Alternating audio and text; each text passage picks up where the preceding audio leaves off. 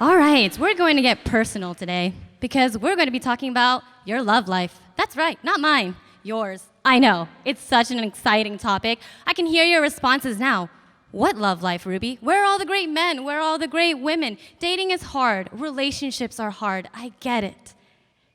And I'm going to be very real with you today. So please know that it's all coming from my heart, and it's because I truly care and I want to help.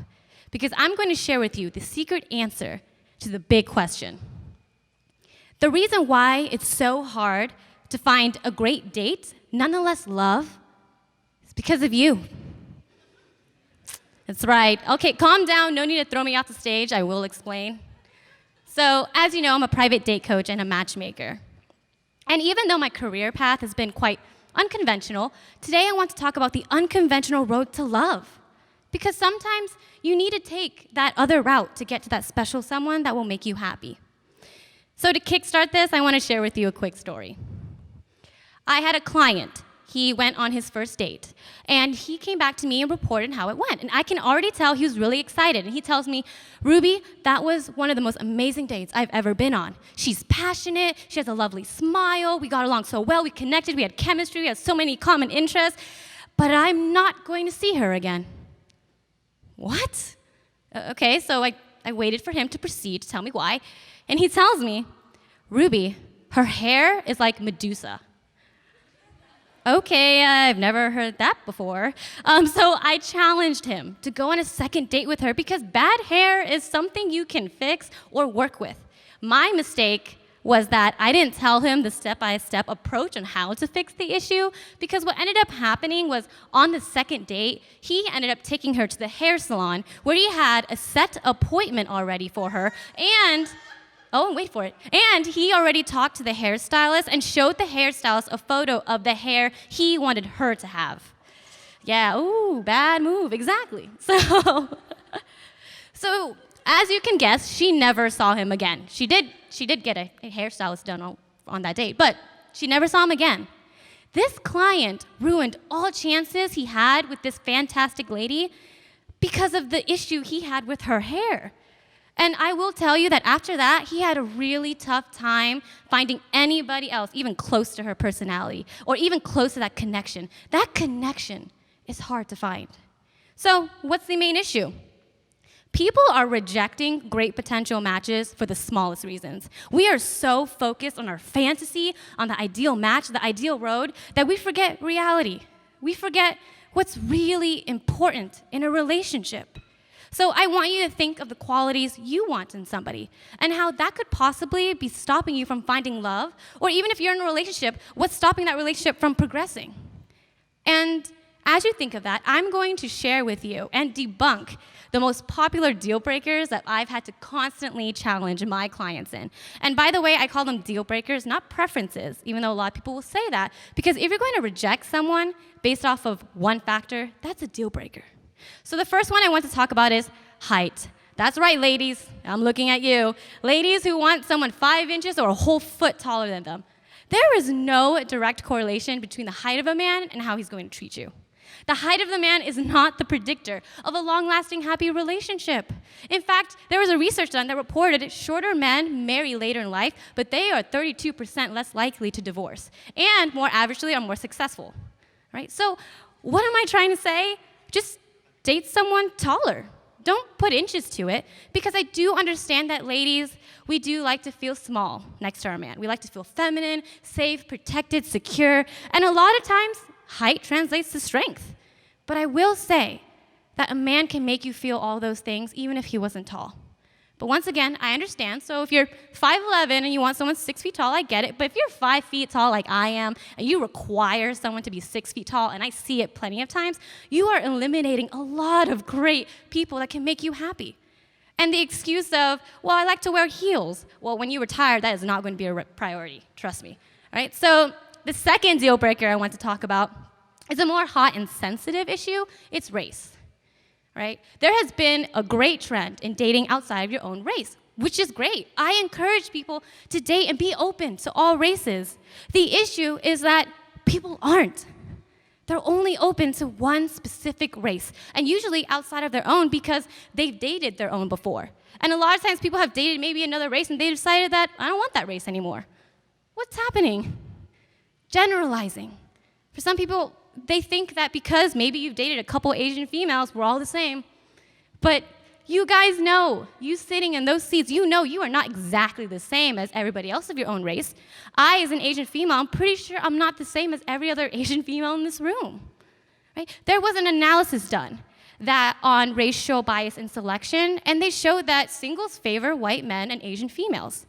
But I'm not going to talk about that topic today. That's a whole nother story. Instead, I wanted to share the interesting reporting of the difference between racial bias attitude and behavior.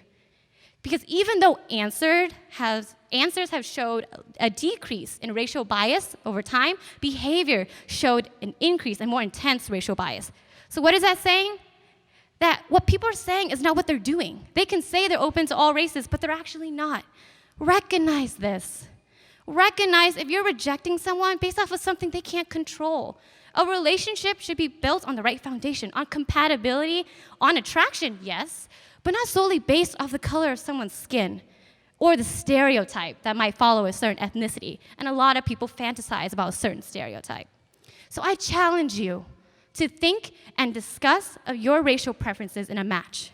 And if it's because of culture, traditions, family, your upbringing, who you are as a person, I completely understand that. But if you're going to tell everybody and I that you want a specific race just because that's what you're attracted to, basing attractiveness solely on race is fetishizing, right? And speaking of attraction, that's the third deal breaker. Attraction and appearance, they kind of tie two and two together.